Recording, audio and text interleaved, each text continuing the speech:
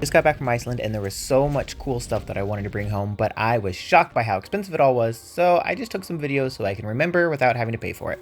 Okay, let's start small. I've always wanted one of these little nesting dolls and it's got the Viking, the puffin, but yeah, that was like 50 bucks. I loved the simple looking sweater, but it was $104, so sorry, no thank you. Okay, I'm honestly so sad I didn't get one of these. I thought it was like $40, but it's actually only like 22, but it's soap wrapped in Icelandic wool so it can lather up real nice. Isn't that cool? Ugh, I also love these blankets with the yellow and the green geometric pattern so freaking much, but they were about $230 for one, so that was like a no-go for me. This shirt is pretty basic, but it was really cool and textured, and it was actually only like $37, but still for a t-shirt, that's kind of a lot.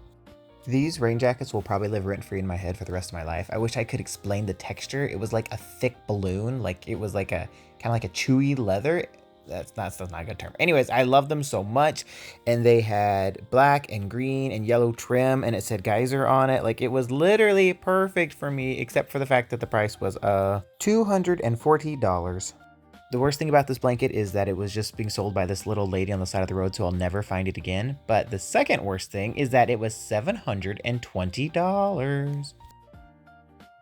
I really wanted something cute and puffin and small and minimal, and this would have been perfect, but yeah, it was $72 for this tiny little thing. This wasn't even that expensive, or from Iceland to be honest, but there was no way I was gonna fit this back in my suitcase to get it home, but it was so cool and nice and glass and I loved it. It was like 25 bucks. This is actually hilarious because I found a little thrift store, so I was like, oh, perfect, used clothing. I wonder how much that is. Oh yeah, it's Burberry, so it's actually like $240. And it was mostly polyester, so that was a no from me, even though I love the idea of it and buying it there would have been so cool. But yeah, 240 bucks for polyester? No, I don't think so.